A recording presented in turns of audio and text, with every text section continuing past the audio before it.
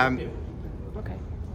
Madam President, this was a tense meeting again because we heard what the Prime Minister of Serbia said. We heard what you said. Are we sure that that both sides in this case have something both of, to take it back, to try to find peace? That you have both, not only the Serb, but also Kosovo.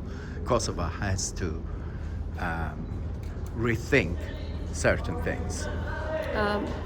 As I stated today, in Kosovo, we don't think that democracy is a finished project.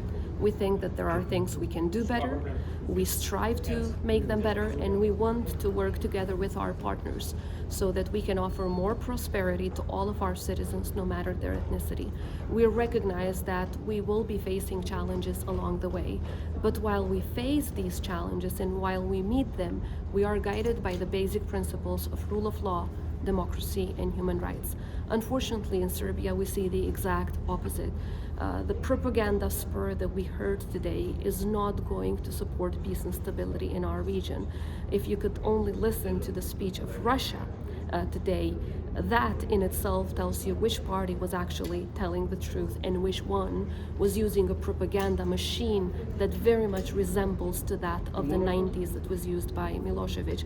Of course, Kosovo is ready to move on with projects that are necessary to promote more human rights, to advance more human rights for all of the communities, but we are not ready to give Serbia instruments to diminish our sovereignty. Yes, we want to give more to the Serbs, but not something to Serbia which they would abuse to destabilize Kosovo. But if I may add, and as I said today in the speech, we should be very careful not to fall into the trap of both-sidism in cases of acts of aggression.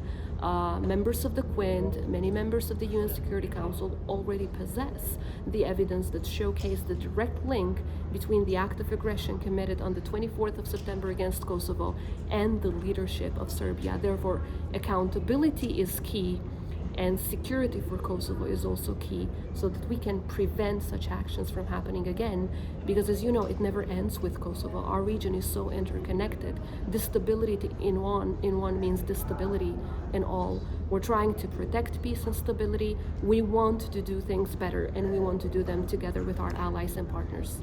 Madam President, today we saw that the allies, that the country that support Kosovo, let's say United States, were all in support of the facts of September. But in the past, just recent past, in May, what happened in May, for example, with elections in certain little town in the Serb part, we saw that for the first time, United States took a position that was different, was kind of criticizing Kosovo. So what did you, from that experience, do you think that Kosovo needed to change something that, again, for trying to go closer to peace? Because that moment looked like that the provocators was from the Kosovo side. Look, we are a young country, and just like every other country, we learn every single day. We live by the lessons learned principles, and we understand that security issues are always collective issues, they're never individual ones. And as president, I have always encouraged for continuous cooperation with the international security presence in Kosovo so that we can take joint decisions for the sake of safety and security of our country, our citizens, no matter their ethnicity, but also the region. But what happened in May is a very simple fact. Mayors went to their offices and they needed help from the police. No one in Kosovo used force. The constitution of Kosovo was upheld, a constitution that actually gives a lot of rights to minority communities. The reason why the Serbs boycotted those elections was not voluntary. Unfortunately, as provided by the international presence in Kosovo, in many international reports, it is Serbia that is pressuring Serbs not to participate in elections. But now we have overcome the differences that we had when it comes to the May events, which unfortunately led to these Serb gangs attacking 93 Kosovo's KFOR soldiers, including Italians and Hungarians, some of which with permanent injuries. We, of course, have called for accountability. Serbia is still hiding those attackers of NATO soldiers, and because they got away with it, they thought that they should attack Kosovo more on the 24th of September. So we want to work with our partners, to, as I said, to make things better along the way, but that doesn't mean giving Serbia a blank card whenever they attack the Republic of Kosovo. Quite the opposite. They need to face accountability if we want to prevent such actions from happening in the future.